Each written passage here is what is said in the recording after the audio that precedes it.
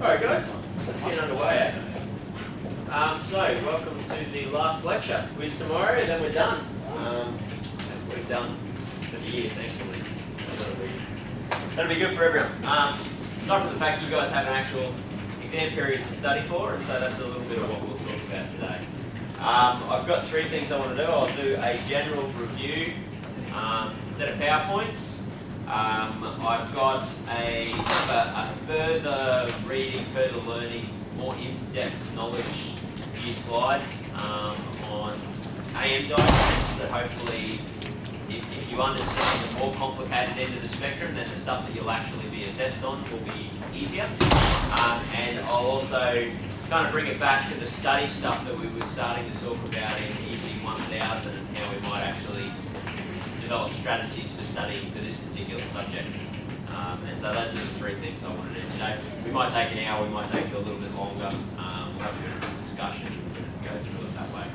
We'll see how we go. So obviously this subject was broken up into really kind of two parts. We've got the fundamental parts and then we've got the application parts. And it's all pretty much the same thing, it's just different machine components. So the fundamentals, we really looked at shafts, beams and simple components, but that was just a simple mechanism for understanding the actual workflow of how do you analyse force and stress and fatigue, failure, that kind of stuff.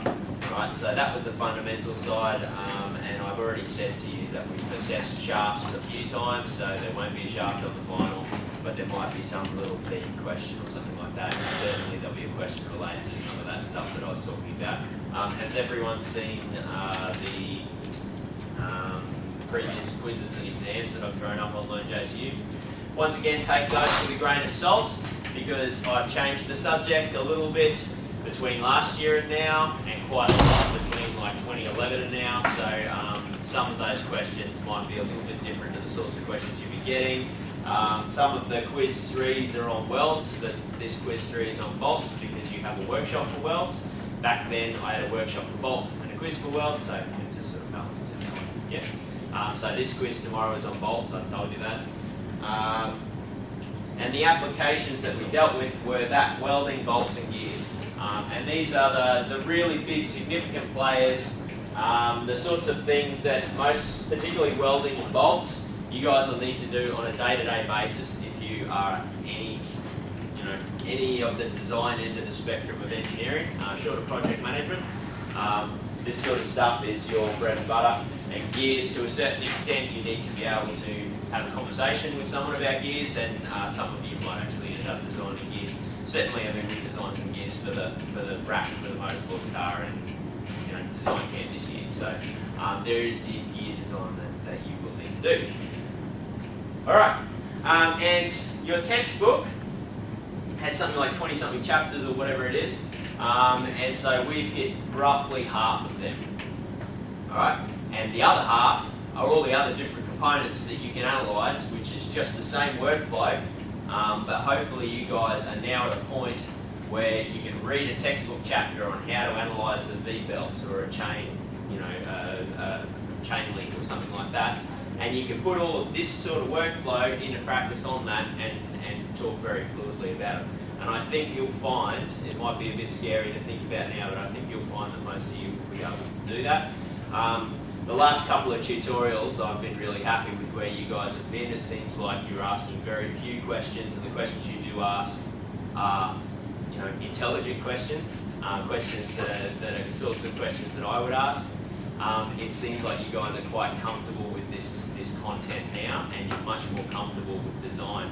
And I think you should all be very proud of yourselves, because there's a complete shift in this subject. That's why I love teaching this subject, because you guys come into it kind of scared of the world a little bit. Certainly just wanting equations that do things, and you walk out of this subject with hopefully a bit more of an open mind about the idea that things are open-ended. You can just bring a bunch of equations and a bunch of theory and apply it to any problem and kind of work it out as you go. So that's the purpose of this subject. And this is really as far as we get in terms of design, because this is the fundamentals. So everything you do from now on is just applying this stuff to more complicated things, or in the context of bigger designs that you actually have to design yourself rather than design a shaft that I give you and that kind of stuff. But the fundamentals, this is it. So you guys now know the fundamentals of mechanical engineering. Alright, so going through just a couple of types of problems that you might be on the lookout to be studying.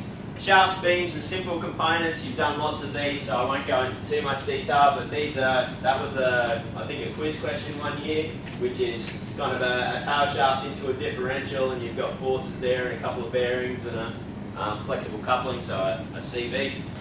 You've got, did that look like one of your quizzes this year? I forget which one we used.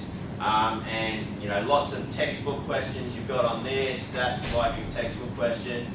You've got this dog leg type thing, and you did a few of those, and you can also do pretty simple beam stuff as well. So there can be simple beams, there can be complex beams, but you guys have seen lots and lots and lots of these problems, so you're pretty familiar, hopefully, with what types of problems might be asked in that area. Welds, you'll remember that we can have a weld in direct shear, or kind of transverse shear, I guess, or primary shear. And this one's a bending one, this one's a torsion one. So that's in the plane of the weld it's torsion, out of the plane of the weld but at the centroid it's bending.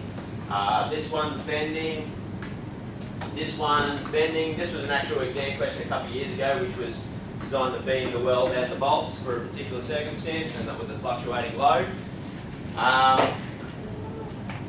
If I wanted to be really annoying, I could take this force and offset it to that corner there, and then you would have both bending and torsion and the primary shear, so primary shear, secondary shear and bending stress.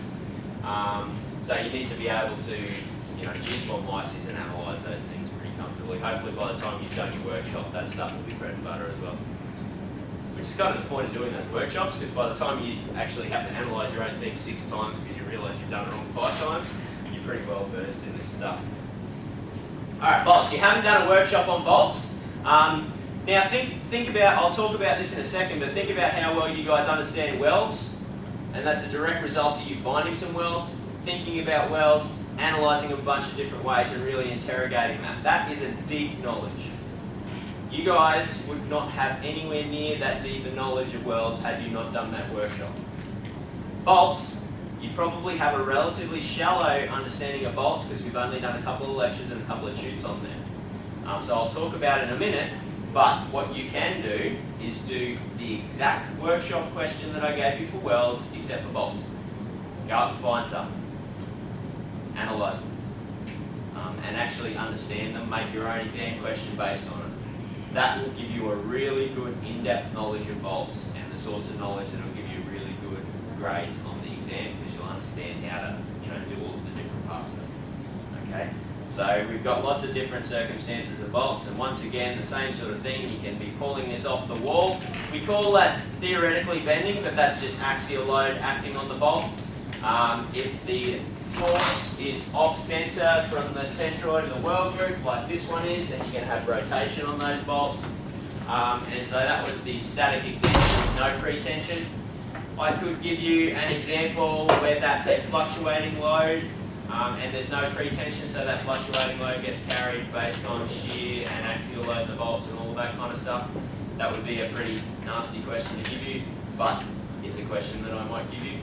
So be able to work with no pretension fluctuating loads as well as pretension fluctuating loads.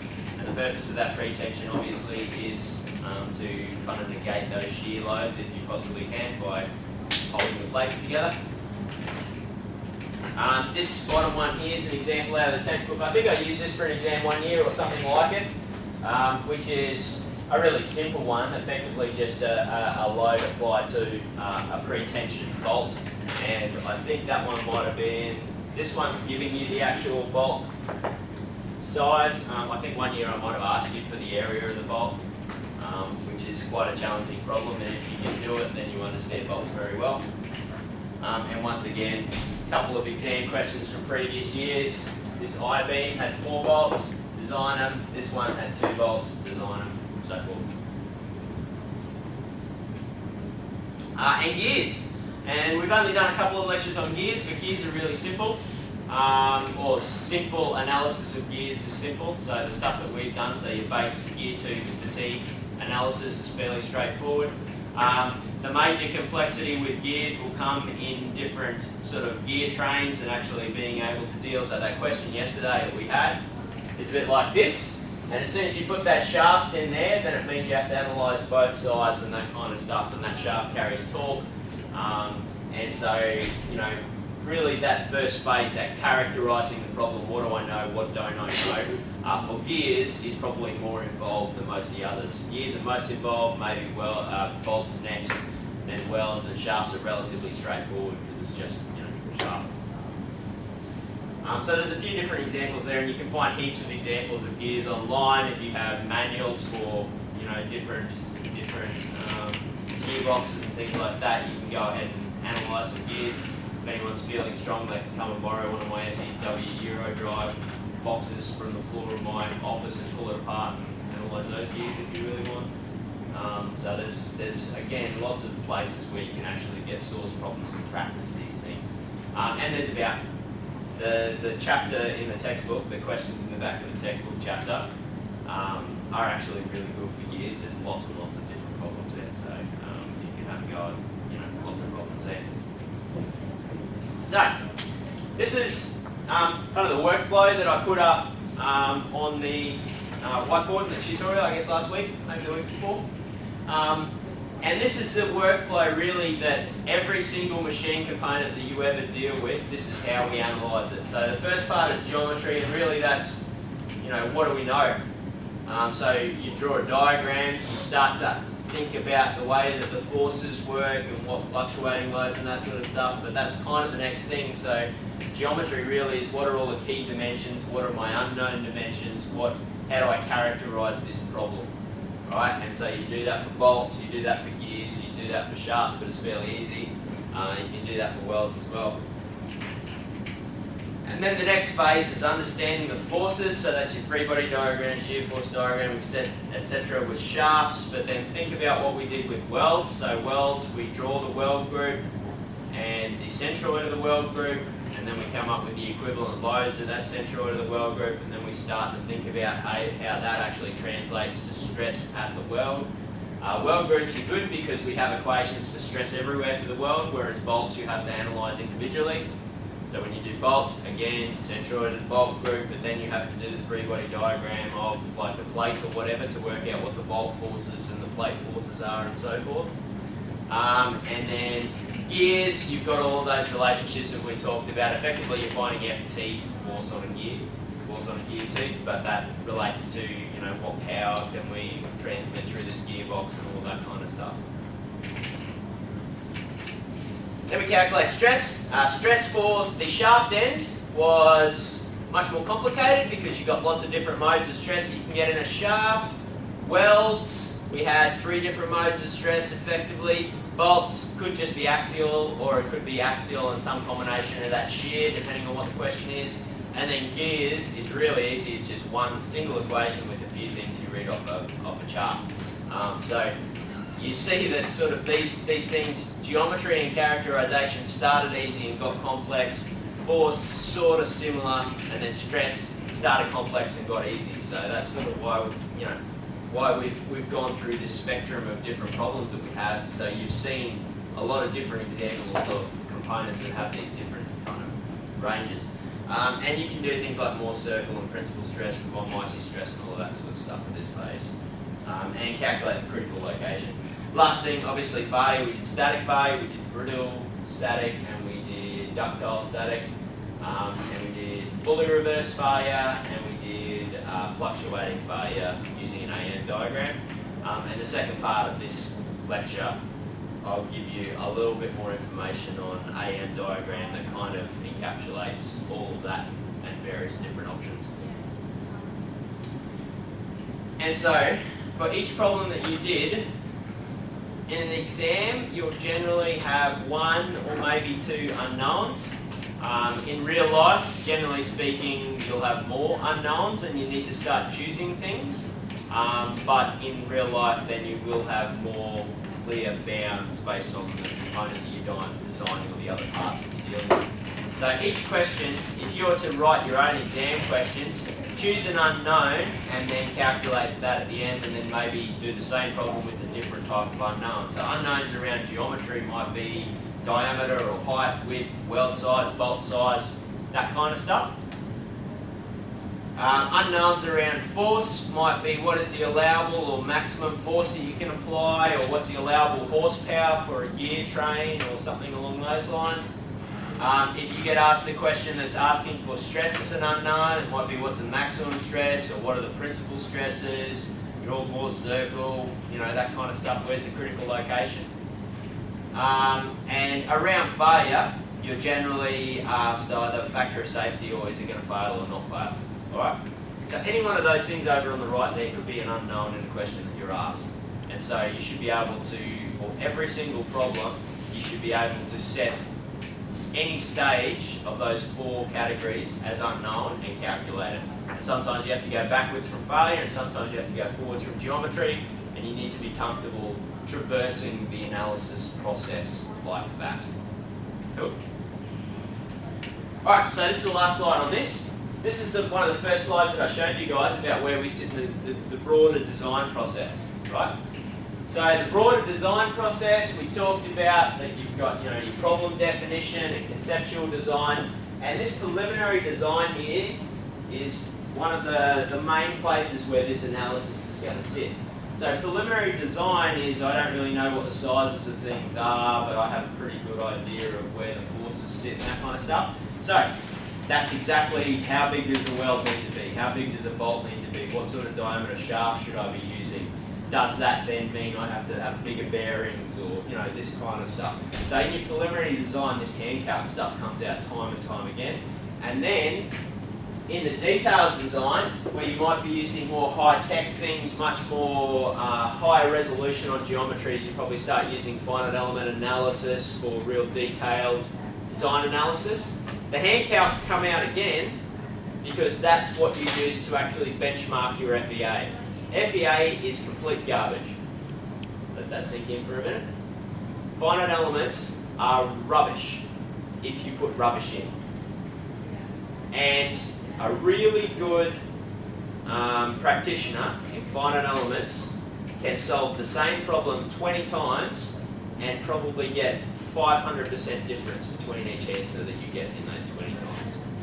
Alright? And it comes down to little things like element size and particular material properties and how you deal with contact and how you actually program the elements on the face of the contact. So if you have nodes that are offset as opposed to touching each other, and how do you interpret away singularities and all this kind of stuff.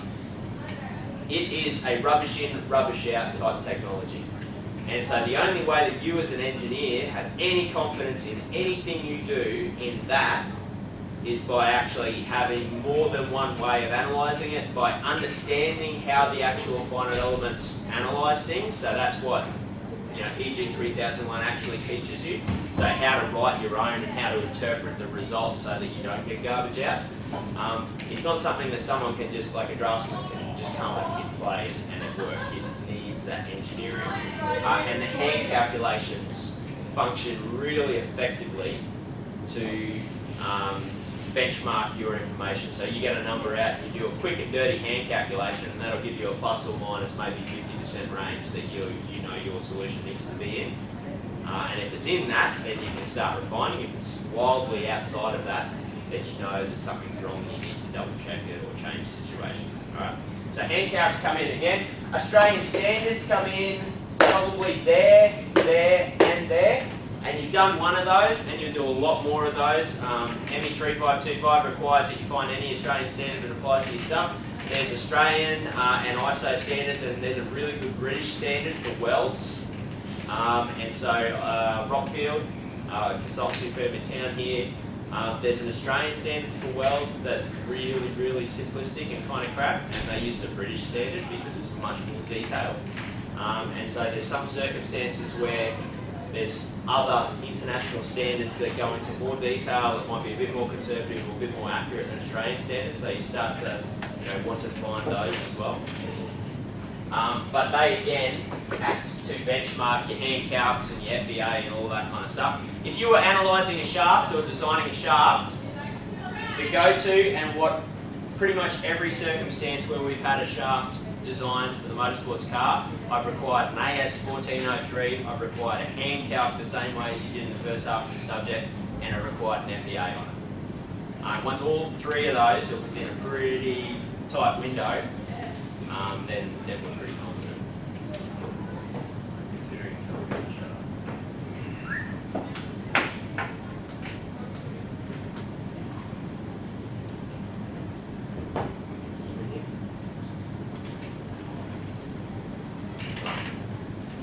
Alright, so that's where it sits in the design process, and you'll be using it a lot. Yeah. And in practice, chances are if you're out looking at something's broken, you'll have a piece of paper out and you'll be doing it quick. And that's why I want you guys to understand this in a really deep way. Actually be able to just pull it out without pulling out a bunch of textbooks and things. That's why the quizzes really push you to do things quickly, and I require you to practice over and over and over again so that the process is second nature. And in an exam setting, the way that I enforce that you practice is by pushing you to, your time limitations. All right? It makes you practice because that's the only way you get quick. Now, I don't necessarily need you to do it in an hour in the field, but the fact that you've practiced it so many times to get quick then means that the actual analysis is second nature to you. All right, so it's kind of a backwards way of coming forwards or something like that. That I'm trying to get you to have these techniques in a really practical sense by doing that. I don't necessarily need you to be quick, but I definitely need you to be able to do this stuff very naturally. Cool. So that's why that. All right. Now I'm going to go. I've just put this up on LearnSU. I might have put it up with welds at one point. Has anyone seen this one? Yes? No? No? Maybe I didn't put it up. This is just a little, maybe I'll do that, scroll down. A little bit more of a deeper understanding of AM diagrams. Okay, so you guys have used AM diagrams a bit. Now that we've done bolts, you've seen that it's not just a matter of go from the origin straight up through a line. There are circumstances where you actually shift initially, and AM diagrams work for that, but you need to understand the forces. So you can't just blindly say, here's a point, all right, we've plotted a point here, when's it going to fail, let's draw a line through it. It doesn't work unless you understand what's going on in the background. And what's going on in the background is if you have some combination of alternating and mean force, and that machine component, when all of the forces are off, there's no force, no stress, and then you could potentially increment it up, and that increase in load stays a nice clean AM ratio, that's when it's going to track up from the origin. But if you have some combination of initial pretension like a bolt, or initial fluctuating load like what I'll talk about, then your starting point will shift, and you need to be able to actually interpret that on an AM diagram. Now, not in this subject. In this subject, you just need to do this for bolts. But it's not the only circumstance. So a few of you yesterday were asking about, well, what if we don't have, a fully, zero-based load on the bolt? And that's a good question to ask because, we've been going across and up at 45 degrees, but that 45 degrees requires that the applied load is zero-based. And that's not necessarily the case. You could have a fluctuating load that has max and min that are non-zero. And if that's the case, then you can absolutely use the AM diagram. It just changes that slope. All right. Now you're always going to have the initial pretension in a bolt, so that's always going to be your sort of x-axis starting point. But that slope depends on those loads. And I'll talk about that in a second. So this is our standard AM diagram and the standard stuff that we did, and I've talked about this probably at length, that if we have a fully reversed case, A is something, M is 0, we track straight up this line and we intercept with SE or SN or whatever. So that was our fully reversed case equation, which was something along the lines of Bob-Micey stress equals, SN on N or whatever. So that's just you track straight up on that AM diagram. If you have a zero-based case, like this one, that's just travelling straight up at 45 degrees because A is here and M is there, they're equal, so you're 45 degrees. And wherever you intercept with either the Goodman or the yield line is where we analyse, remembering that if that slope is 1, then we can assume Goodman. If the slope is shallower than 1, then you have to do Goodman and yield, and certainly if it's steeper than 1, then you only have to do Goodman. Okay? Because I haven't seen a circumstance where a slope of 1 or greater has hit yield first. Unless, and this is your engineering judgment, if your yield is 100 megapascals and your ultimate is 400 megapascals, all bets are off. Analyse both, because that's a very, very weird material. But you guys are engineers and you should be able to see that when you see that difference. Ordinarily, the yield should be about maybe 25 to potentially 50% less than the ultimate. Any less than that, and all this stuff that I've just told you goes to hell if you need to analyse it properly. Cool? Alright, so, as I said,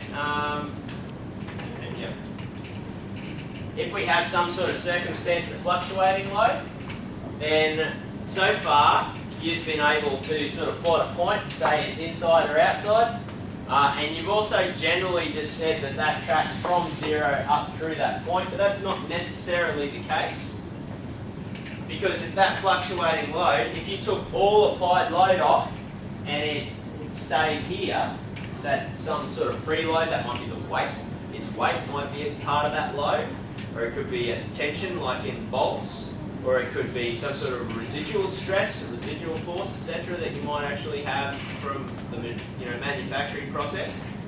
That might actually, and if that stays there, this line doesn't track through the origin, it tracks through some mean stress here like a bolt does. Alright? And so just looking at that, in the analysis that we did, we just assumed that went back through the origin in the load line, and that's how we worked out our locus to get up to the intercept point. But that's not always going to be the case, and what I'm suggesting is you guys actually think about how the machine component works, because if all you want to do is make sure it's not failed, then that point under that line is perfect. But if you want to work out what is the maximum allowable force, or what is the minimum dimension that I'm allowed to have, or something like that, those variables that change where that point is, you now need a ratio and a load line. And so the only way to do that, or for that matter to calculate a factor of safety, because a factor of safety is the ratio between where you are on the horizontal and the line. So if the load line goes through there, it'll be that. The load line comes from here, it'll be that. That kind of stuff. So even the factor of safety can't be calculated without a knowledge of where that thing intercepts and how the machine component works. Alright, so here are a couple of examples where you might have combined loading and how you actually deal with them on the AM diagram. Okay, so the first example, talking now, let me just scroll down to the important part. Let's just say we have an axial load on some beam, shaft, something. And that has an initial load that doesn't change. So this is the initial starting point, and that's never going to change. And that might be, if you turn this upside down, or so pointed down, that might just be its own weight, or something like that. Yeah, so that particular circumstance might be weight. Weight's a really good one. It's a load that never goes away regardless of what you take off it, short of dismantling the machine. So we've got our initial mean stress, so no alternating and a constant mean stress. Alright, and so if we were to plot that point on the AM diagram, we would have a single point here along the x-axis, along the mean axis effectively as our starting point, exactly the same as a pretension for a bolt. And then if we impose an additional external load on that machine the same way as with the bolt, that could be a fully reversed load. Now we don't have that very commonly in bolts because there's no real way to squash a bolt, but for other machine components that might be a completely valid type thing. So if that was pointed down, you had some out of balance, rotating load or something, it could be going up and down and up and down and up and down. That could be a fully reversed case, right? So if we have a fully reversed case, We have mean of constant 0, and we have amplitude or alternating component of some, value, and that might be our variable, that might be our change. How much alternating load can I put on it? And so our locus for that is straight up and down. And so I track straight up to the intercept there, and then that intercept is my, with a factor of safety 1, and if I bring it back halfway, that's factor of safety 2, and so forth. Alright? Now, another circumstance might be that my applied load is 0 based, exactly like for bolts. 0 based, A and M are equal to one another. So min is 0, max is variable, so A and M are equal, that goes up at 45 degrees, same as bolts. If I impose an additional constant mean, or value of mean, and I need to know how much that mean can be, then I can track along until I intercept something on the static line as well, which might be how we did the static stuff. Now, additional to that, I could have some sort of imposed fluctuating load anywhere there, and whatever the A and M are, that dictates where your slope is, and that's what you come up from your constant line. Okay, so that's kind of the general case of bolts. That can be applied to almost anything. Yeah. And there's lots of circumstances, and this is probably the most common one because we most commonly will have some sort of a constant initial load on something, and then need to know how much applied load we can actually apply to it, or what are the dimensions and things like that, and then we need to work it out from there. Cool. All right, next example. Roll up. There we go. Same sort of thing. I've just drawn again, a beam with a force on the end of it, but this could be anything. It could be a bending force, it could be a, torsional force, it could be anything like that. And in this circumstance, the initial loading is fluctuating. Right? And if I have initial fluctuating load, then I come up along because it's only got a component, no mean component, come up along here and sit at that point there. Alright? And that's my starting point for my load line. And if that stress doesn't vary, then what I'm designing for is whatever applied load on top of that I can deal with. Okay? And so that will track there, and then I'll have to go somewhere before I get to intercept that line. And the three circumstances I put here, and with a small caveat that the period will have to be the same between the two of them, generally speaking, because that will be, that peak has to add to that peak. To be conservative, you could just assume that that was the case, and in the worst case, that would be correct, and then in some cases it might actually be a bit better than that. If it was that complicated, then you'd be dealing with it in finite elements, and ANSYS does this very comfortably. You can just have two models and fluctuate between them or whatever. But to do that, like I said before, you can't just do it. You have to understand what it's doing to be able to interpret the accuracy. So that's what I'm talking about. So if we just added a purely alternating load or a fully reversed load on top of that, you go straight up. Exactly the same as we've done before. If I was to add a zero based, we've got a slope of 45, so up at the slope of 45, or slope of 45 degree angle. Here we go. Intercept, that's where we fail. And if I applied an additional mean load, shoot across horizontally, and wherever that intercepts, that's my failure point. Cool? So this is kind of the opposite version to the previous one.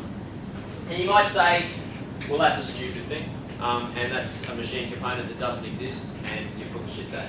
And well, might you be correct. Except, for a circumstance like this. In this circumstance, I have a beam, and I have a motor on the top of that beam with a rotating imbalance. And that might be, maybe it's pulling up a lift or something like that. It's probably a silly motor if it's got a rotating imbalance, but it does exist and those things happen.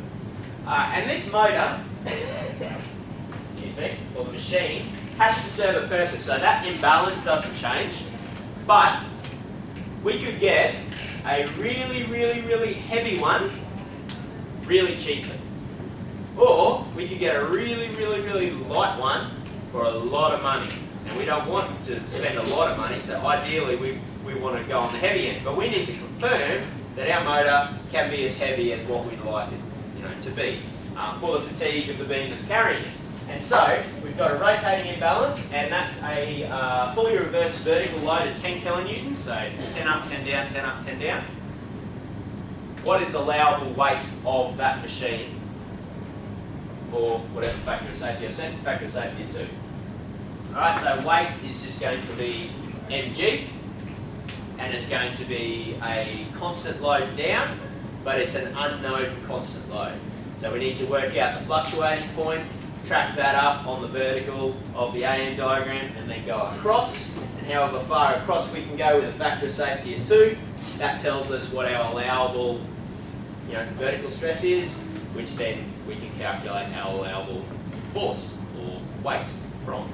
Okay? So this is a practical case where that might actually come in handy. Okay? And we can go through very, very quickly, and you can look at it in the notes. I've given some dimensions on the beam, 0.2 by 0.3, and said that it's steel with all of these properties, so it's just a mild steel, and we want infinite life. Do our normal thing, so you guys should be painfully familiar with this stuff by now. Alright, so free body diagram, and we've got our initial load that goes between 10,000 and negative 10,000, so that's an A component of 10,000 and component of naught. And then we've got our applied load that could be anything, but it will be 9.81 W is our mean component, and we've got a 0 amplitude component. We build a relationship between F, whatever F is, F could be some combination of those things, and our shear force bending moment, which leads into stress. So obviously our stress, our bending stress, we're ignoring transverse shear at the horizontal plane, so all we have is bending stress at the top and bottom. And using our standard bending stress equations, 2500 on 3F is what stress is. And F is just our downward force, and that downward force could be our fluctuating or could be our fluctuating plus our weight. Yep.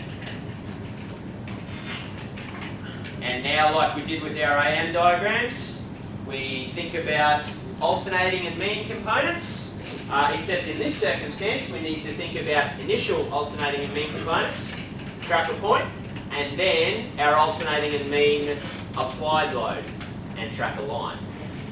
Alright, so alternating and mean components initially, we have 0 mean, and that 10,000 is our force for the alternating component from the diagram I drew a minute ago. And so the stress there is 8.33 megapascals. And so we track a point 8.33 megapascals as our initial point there. Next, our applied load has 0 amplitude and some mean, and that mean is 9.81 W, which gives us an 8175 W as our stress. And we know that if we have all mean and no amplitude, that shoots across to the right. We find our intercept, which our mean allowable is 116 meg, and I could calculate an A allowable as well, but that's just going to be that. And so we equate mean with mean, rearrange the W, and I get that I can have a 14,271 kilogram motor. Sounds pretty bloody heavy for a motor, just between you and me. So it probably means that we can buy the dirt cheap one, and we're good.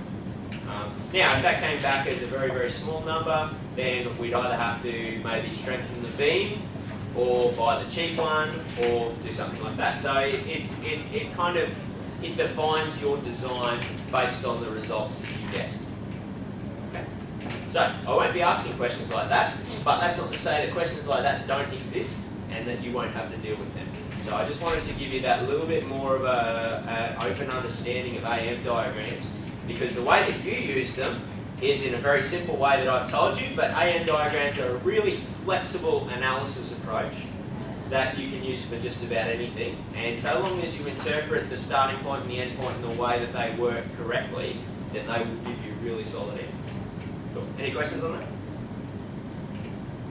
No? Sweet. Alright, have a 5-minute break and we'll have a really quick discussion about some study techniques, and then we'll be done for today, okay? Alright guys, so So, this could be a fast or a slow discussion depending on how much you want to actually discuss about things. But I wanted to talk to you about actually studying, kind of close the loop a little bit on some of the stuff I was talking about in EG1000. You'll have seen all the way along I've been trying to give you study tips and things, ways to actually get this stuff, so none of this is new information. I've uploaded to today's lecture folder the study guide tips and tricks that I gave to you guys in EG1000 because now that you have the context for this particular subject, so this is kind of the subject I was thinking about when I wrote this stuff, so this stuff applies to everything, but it's this subject that is one of those subjects where you can get a really deep understanding or a really shallow understanding, and it becomes really apparent in exams when I'm reading someone with a shallow understanding because you've jumped over big important things. So what all of you want to try to get to is that understanding of why rather than just maybe how. And so these tips and tricks and study approaches are really one of the best ways to do that, right? And so that includes all of the things I've been talking about, like making your own exam questions and that sort of stuff. But let's go through a few. All right, so planning. How have you guys been going with your planning? Do you guys plan your study period? Show of hands who actually plans. Show of hands who wishes they planned. Show of hands who just kind of studies stuff and whatever. Yeah. So planning is a really effective way to do well in exams, and you guys are getting to crunch time. How many exams have you got this year? 4 this semester. And what subjects? Mine. And it's different for everyone if you do minor stream. Sorry? It's different for everybody because of the minor stream. Oh, so you got what, 1 minor this semester? Some of us have 1, some of us 2. Some 2, yeah, right, okay, cool. So what's the other just standard major? EG 2010, alright. Yeah, alright, well that's not highly taxing in terms of analysis. And EE 3600 is going to be, that's always a challenging subject, particularly if you're having to teach yourself various things, which you probably will have to be doing in this exam period. And this subject's challenging. What else have you guys got? What's the fourth one? CS 3008. Yeah, good luck with that. That is, that one requires definite focus. What else? Maths? 2 math subjects. 2 math subjects, yeah, okay. So maths is fairly computationally tasking as well.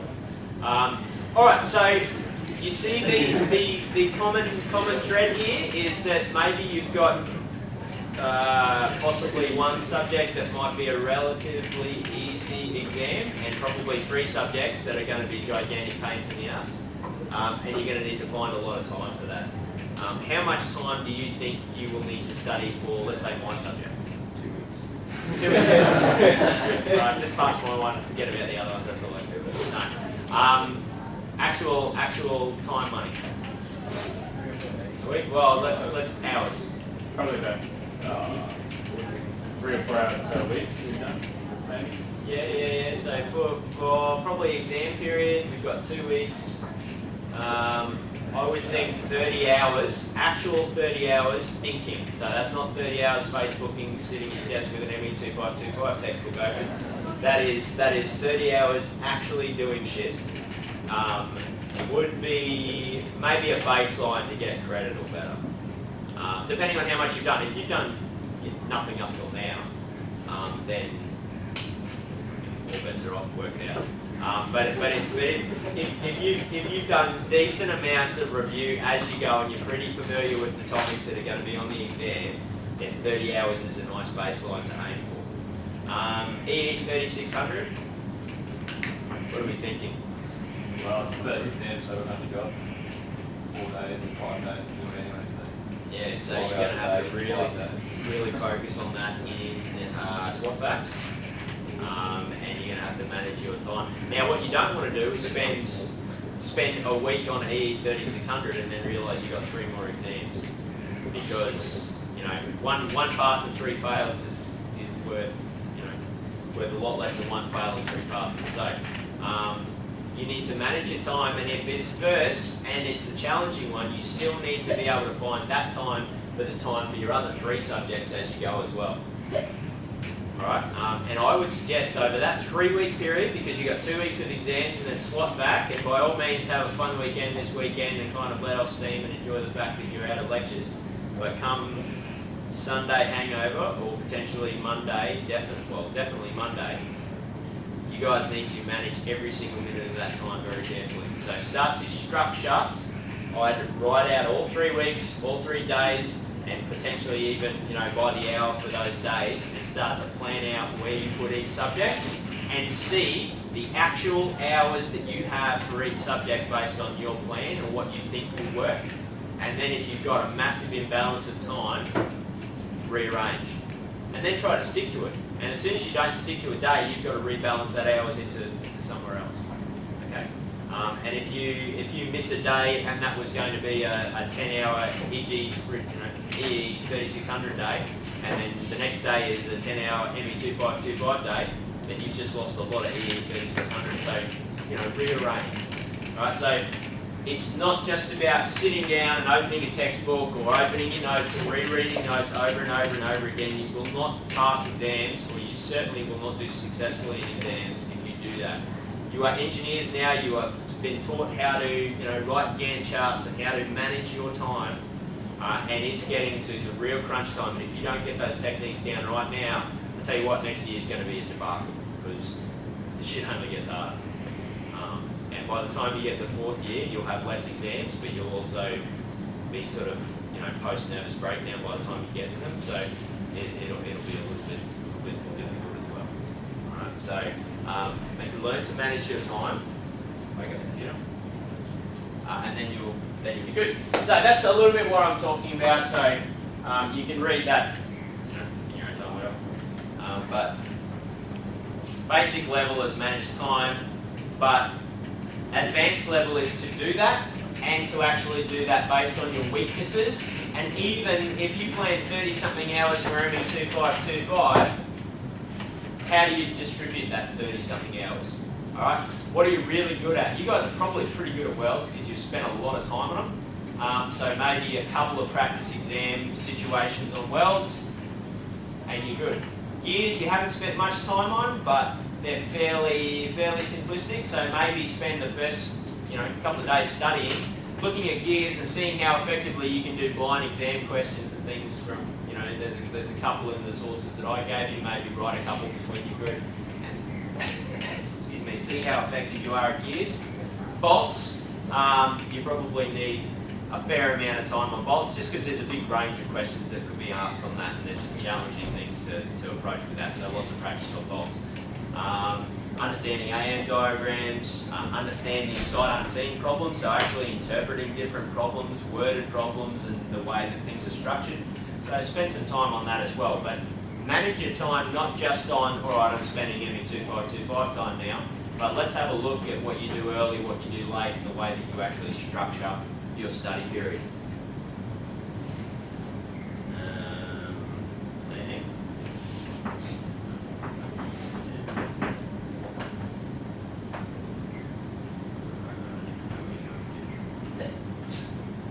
Upload what you're going to give us in the final in terms of tables and all of that? All of the previous exams have it in the back. Yeah. So those previous examples that I've given of exams, there's 15 pages appendix in each of those, and so it will be equivalent to that. So there will be, I've given you a gear one on that. What have I given you in terms of gears? I gave you that gear handout. That might be about it. So when, like for example, yesterday's question, we had the numerical prediction and the minimum basically. Those equations you would need to have. So we enjoy it. Yeah, anything's an equation is you. Yeah. Anything is a table or a graph is me. Yeah. So anything that you've read off a table or read off a graph, or like the reliability factors and things like that, I'll have. Basically any handout that I've given you will be on there. Any tables from textbooks like stress concentration and things like that you might need, I'll have in there. The weld tables I'll give you. Bolts tables from the textbook as in size and strength, and also Young's modular formulas, so that table from the textbook about gun formulas, etc. I'll give you. But any equations and functional things that you need, you'll have on your equation sheet. Cool. Everyone is obviously across the one A4 page, both sides, whatever the hell you want. So you guys have been developing that as we move along. I'm happy for you to scan things and print them out. I'm happy for you to have tiny stuff, big stuff, doesn't matter. You're allowed to bring a magnifying glass in, so whatever you got. Alright, here's an example of a study chart, but I'm sure you can do a more sophisticated job of that in Excel because everyone's an Excel guru now. Alright, understanding theoretical content. Review. Typical strategy, which is kind of crap, is just to review all lecture materials, i.e. read the lectures. And now you can do a much better job of that, obviously. I've given you a bunch of lectures, and if you are going to review the lectures, then I would devote only a very small portion of your time. And we have what is 24 lectures over 24 hours of content to watch if you're going to watch videos, so watch wisely. Don't watch them all. Choose the ones that you really need to review and go from there, but don't spend your whole time doing it because that's a big waste of your time. There's some basic level strategies there that you can read through. I have no idea why this is. No. And advanced level strategies. By now you should have understood how you think and how information actually sticks with you and how it doesn't. And so by all means put that into practice. I really like the idea of writing your own lecture notes on something that you don't understand really well. So let's say bolts. Write a few pages of lecture notes that you get from Wikipedia and textbooks that aren't this subject's textbook and various other things. If you can write a lecture and then give that lecture to your study partners and actually explain it clearly, so maybe explain how pretension works or explain how you would do a calculation to actually determine a bolt diameter or something like that. By the time you've gone through the motion of thinking how you're going to communicate it, thinking what you have to communicate, actually structuring that communication and then, giving it to someone and then having them give feedback or ask questions as in what the hell did you mean there and sorry what is that. And, the same thing when you guys have a question you ask me, particularly in tutorials, that actually crystallises my understanding of it because I have to think about it. And the only reason I know this shit better than you guys is because A, I've taught it what is now 7 times, and B, the actual act of taking the information out of the textbook, trying to deliver it in some sort of a coherent sense, hopefully, and then being able to, talk to you guys about it and understanding the way that you do and don't understand things. So in a tutorial, a lot of the time, particularly years ago, the students would be asking me, oh, I didn't understand when you said that, what did you mean by this? And that was actually a flag to me that, I didn't explain it correctly or I didn't understand it correctly when I explained it and things like that. So that is how you actually understand knowledge really deeply. That's how you get to, I can teach this stuff now rather than just I can do it. And so there's no reason that you can't actually put that into practice in your study, even in a small sense. Just little nicely encapsulated topics that you can do between yourselves. And that's going to give you a much better theory understanding than any amount in my slides, because we've already gone through it. If you haven't read textbook chapters, maybe that's a good place to read and get a bit of deeper understanding, because they're written very well, but, up to you. Alright, solving questions. Solve a bunch of questions. But I've said time and time again, mock exams are brilliant, so always make yourself think, don't go straight to the solution. In fact, never go straight to the solution. If you're looking at the solution, you've basically just wasted the entire time you're about to spend on a mock exam. Alright, so as soon as you look at that solution, you're done. If you look at the tutorial solutions now, for one that maybe took you 2 hours, you're like, yeah, that's easy, and you just follow along, it takes you 15 minutes. But if I gave you a question that's slightly different to that, it'll probably take you 2 hours again. So it's a completely fake study technique to look at the solution to something and then solve it. Alright? The other thing is, I love you guys working in groups, but when it comes to exam study, balance that with working independently, because you guys are not solving the exam in groups, and you guys have really good collective and collaborative techniques that you've been using for this subject in the tutorials, which is brilliant, and it's what I've been trying to sort of foster in you by making you sit in groups like that. It's great. It's brilliant techniques as an engineer. It's bloody useless for the exam. Alright? So, by all means study like that, but you must do the individual practice exam stuff as well as that group analysis stuff, because if you only do the group, as soon as you don't have your other 4 people in the exam with you, you're stuck. Alright, so just keep that in mind. And then I suppose there's a few other things, so please read these different techniques that I put there because they're quite useful. And then exam technique, yeah. So the last thing I'll probably say on solving questions, and something that I've put together on LearnJSU, if anyone saw that it went up last night, is I've created, I guess it's under discussions, is it? No, it's under forms, or is it? Just, oh, there it is, it's come up. Alright, good. So student practice exam submissions, you click on that, you guys can create your own threads. And what I'm encouraging you to do is make your own mock exams and then upload it here for other people to do. Because once you've made the exam, it's bloody useless for you to do your own exam because you already know the answers, or you know what you're trying to get at. But if we can get 10 exams, if you guys in each of your study groups make 1 exam or maybe make 2, and upload it here and upload the solution as well, then you guys as a collective have 10 practice exams that are sight unseen. Right? And it's really, really helpful to write an exam, okay? So the actual act of, what is he appearing in? Okay, anyway.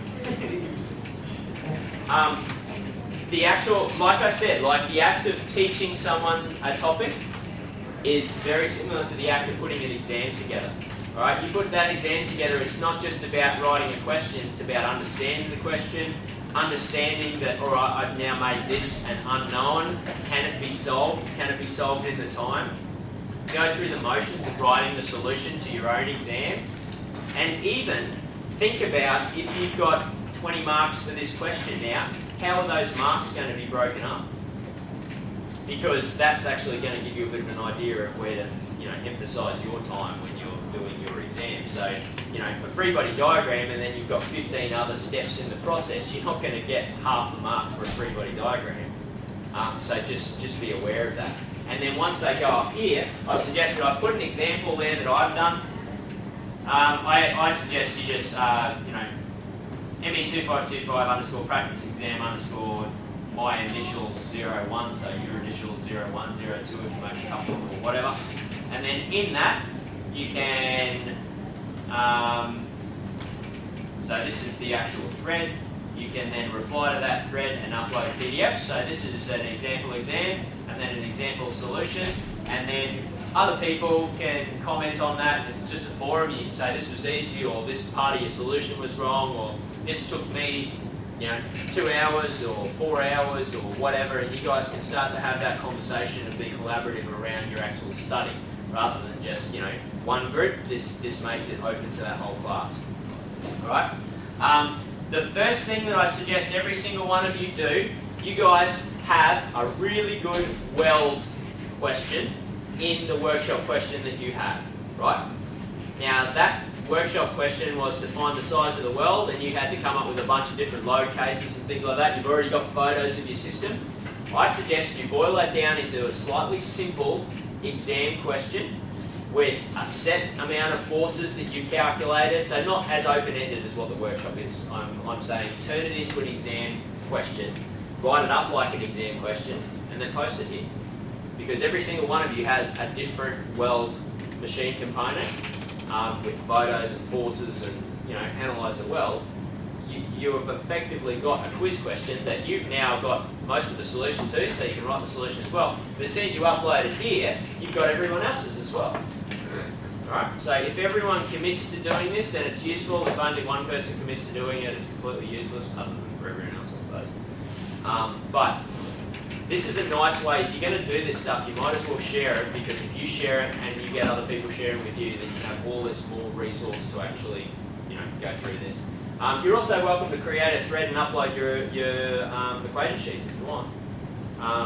double-sided, so 2-page PDF of your equation sheet. You might actually find someone else's is more useful than yours, or you might find that you've forgotten some equations, or you might find that they've forgotten some equations and you tell them about it. Alright, so if you collaborate on that sort of stuff, it's to everyone's advantage.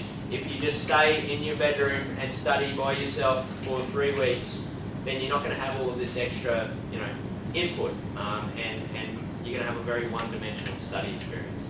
So that's available. Please use it. You do a good enough job, I'll use your exam next year anyway. So it's to my advantage too. So. But no, mainly for you guys. All right, what else have I got to say? Oh, last thing was,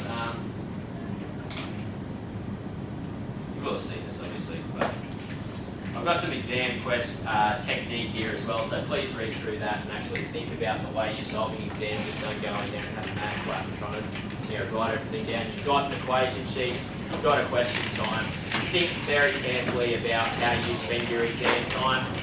If there's 3 questions and they're worth, a third each, don't spend 2/3 of the time on the first question. Cut your losses and move on, because there's lots of simple part marks in this subject, and then, getting past that 50% is the challenging part, but if you manage your time well, you understand the process, and you write down everything that you know and everything that you can do clearly, as in not a big chicken scratch, because if I have no idea what you're doing, I can't give you marks for it, so please be clear. But you should be able to, by demonstrating the process and some of the major points, pass the subject, and then everything after that is, great. Cool? Any questions? Great. All right. Happy studying. Good luck tomorrow. I'll see you then, and then we'll be done. Cheers, guys.